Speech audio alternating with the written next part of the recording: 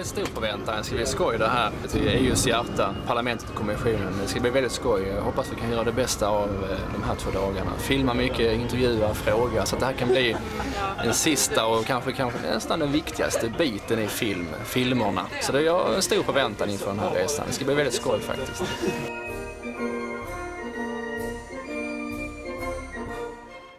Cecilia Malmström är en väldigt bra politiker, anser jag. Därav tyckte jag att det var bra att hon blev Sveriges kommissionär. Nej, vi är från Arenas. Ja, just det. Marie heter hon, ja. Ja, just det. Hej, hej, hej. Hej, hejsan. Hej, Cecilia. Så, vem är du?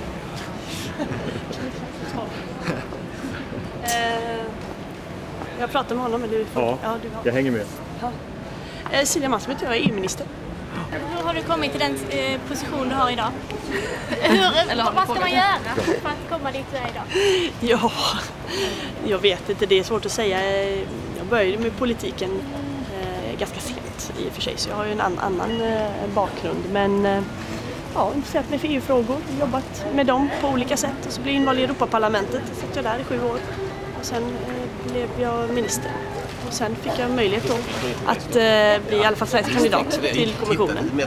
Hur tror du Skåne kan påverka EU mera?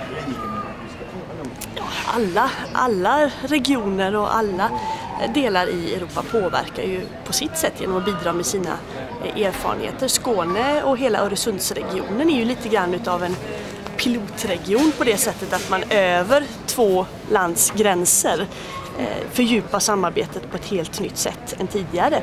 Man hittar massor med nya möjligheter för regionen att växa som ni verkligen har bidragit med både universitet och företag och underlätta. Samtidigt så hittar ni också, det vet jag också, att det finns problem som uppstår hela tiden med människor som bor och rör sig.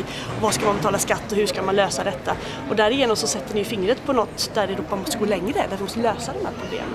Så att Skåne och Öresundsregionen tror jag har bidragit väldigt mycket till det som är EU, det gränsöverskridande samarbetet. Att ta det längre men att också hjälpa oss att hitta bristerna än så länge.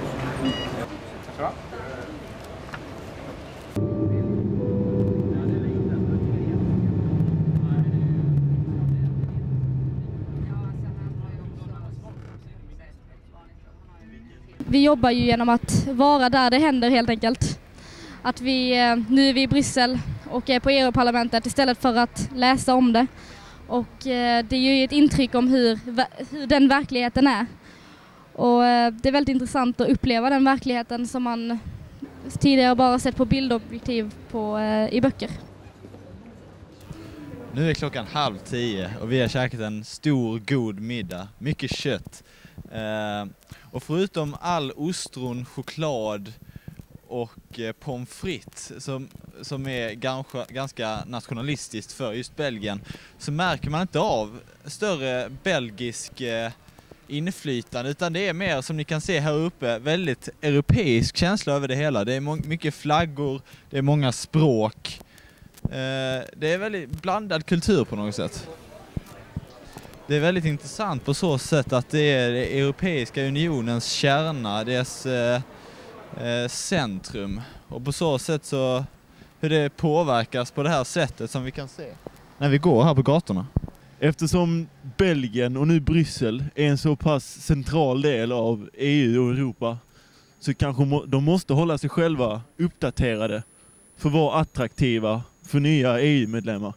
Det är trots allt det här som är det man tänker på när man tänker EU.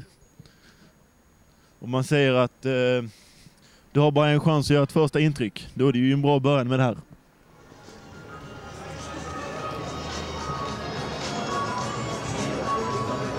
Vilka är dina starka intryck från den här dagen? Den här dagen? Ja, det är att atmosfären är så hemskt. Det är stor skillnad på atmosfären här och i Sverige faktiskt. Det märks att man är på kontinenten. Det är mer liv, det är mer rörelse.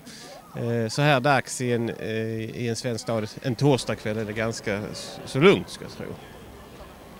Känns det lite mer internationellt och lite mindre nationalistiskt på något sätt, eller? Absolut. Det är ju en väldig massa nationaliteter man stöter på bara man promenerar 10 minuter på gatan. Och det är underbart, det är så vi vill ha världen och det är så intentionen av EU är. Att vi ska få leva var vi vill, bo var vi vill och kunna ha det gott tillsammans.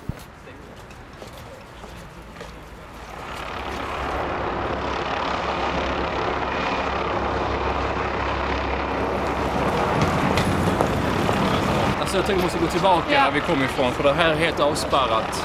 Och, Ska jag gå runt de här byggnaderna? jag ska visa dig att vi är ju här nu då. Vi ska ju hit så. Men min tips är att vi går tillbaka så. Och går så. Ja, så nu ska vi gå tillbaka igen, för vi fick inte komma förbi spärren här, för det är tydligen något möte om klimat som Fredrik Reinfeldt led. I och med Sveriges ordförandeskap i EU. Så det är mycket sånt på gång nu. Så att vi får gå runt om. Det är också en upplevelse att vägen är inte rak hela tiden, utan man får gå lite kringelikrokar. Vi kommer fram till slut. Så här kanske kommissionen ser ut i framtiden.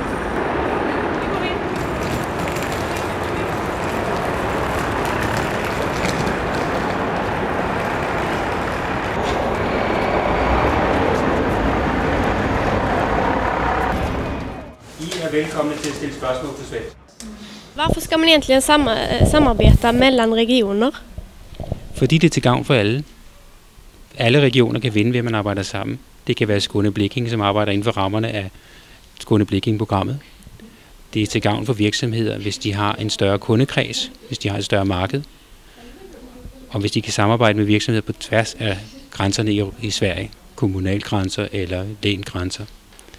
Så det er til gavn for virksomhederne, til gavn for borgerne i Sverige at kunne arbejde på tværs af de forskellige grænser, der er inden for Sverige, og også med andre medlemslande og regioner i andre lande i Europa. Tror du, at for eksempel Region Skåne kan have en større indflydelse på EU, og at EU kan have en større indflydelse på Region Skåne, end de har nu? Altså findes mulighederne der? Altså Region Skåne har ligesom andre regioner mulighed for at påvirke EU og hvad der sker i EU-regi. De kan deltage i debatten. Vi har i øjeblikket et offentligt samråd om EU 2020, hvor borgere i Europa og i Skåne Blekinge har mulighed for at give deres mening til kende. EU vill ha öppna gränser och arbeta för en rörligare inre marknad för att gynna medlemsländerna ekonomiskt. Och hur går detta ihop med att man samtidigt vill arbeta för en miljövänligare utveckling inom EU?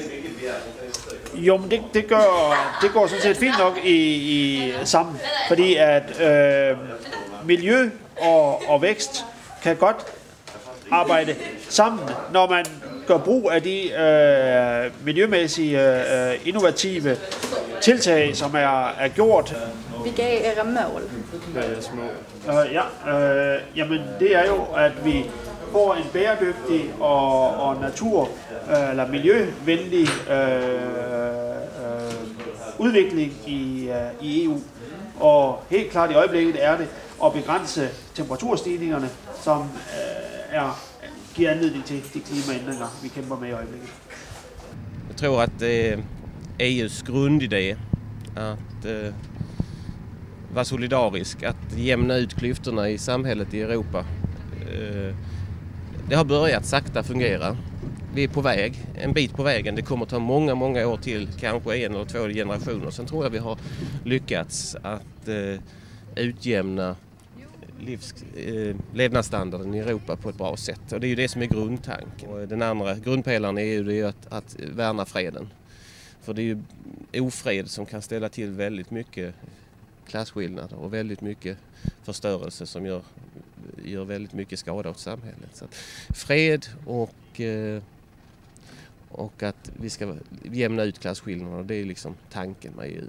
Och det är väl den vackraste tanken egentligen. Och jag tycker det är ganska stort att vi i Sverige är med i det. Det känns stort som medborgare i Europa för att leva i tidevarv där vi tillsammans verkar för att jämna ut klasskillnaderna, få ett jämlikt samhälle.